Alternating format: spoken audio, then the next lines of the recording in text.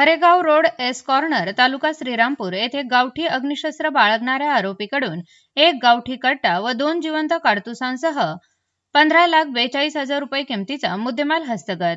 स्थानिक गुन्हा शाखा अहिल्यानगरची कारवाई.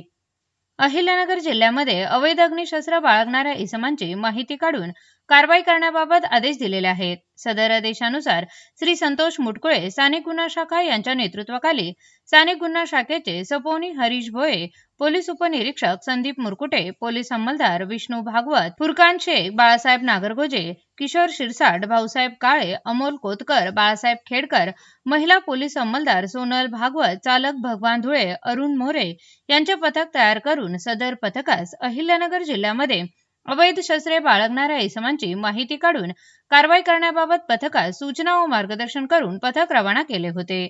नमूद पथके श्रीरामपूर शहर पोलीस ठाणे हद्दीमध्ये अवैध शस्त्रे बाळगणाऱ्या इसमांची माहिती काढत असताना पथकास गुप्त बातमीदारामार्फत हरेगाव फाटा शिवार तालुका श्रीरामपूर येथे एका काळ्या रंगाच्या स्कॉर्पिओ गाडीत एक इसम हा गावठी कट्टा कब्जात बाळगून फिरत असल्याची माहिती प्राप्त झाली. त्यानुसार पथकाने ग्रामीण रुग्णालयाच्या पुढे एस कॉर्नर रोडवर सापळा रचून थांबले असता तेव्हा हरेगाव श्रीरामपूरकडे जाणाऱ्या रोडवर एक विना नंबरची स्कॉर्पिओ येताना दिसली. तेव्हा पथकाने वाहन चालकास थांबण्याचा इशारा करून गाडीतील इसमास शिताफीने ताब्यात घेऊन त्यास त्याचे नाव गाव विचारले असता त्याने त्याचे नाव अविनाश धनराज मोकाने असे असल्याचे सांगितले.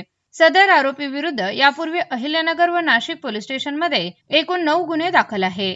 ताब्यातील इसमांची झडती घेतली असता त्याच्या कब्जातून 30,000 रुपये किमतीचा एक गावठी कट्टा, 2,000 रुपये किमतीचे 2 जिवंत काडतुसे, 10,000 रुपये किमतीचा एक मोबाईल, 15 लाख रुपये किमतीची स्कॉर्पिओ चारचाकी वाहन असा एकूण 15,42,000 रुपये किमतीचा मुद्देमाल जप्त करण्यात आला आहे. ताब्यातील इसमांविरुद्ध रमीजराज अत्तार स्थानिक गुन्हा शाखा अहिल्यानगर यांच्या फिर्यादीवरून श्रीरामपूर शहर पोलीस ठाणे येथे गुन्हा दाखल करण्यात आला असून पुढील तपास श्रीरामपूर शहर पोलीस स्टेशन करत आहे.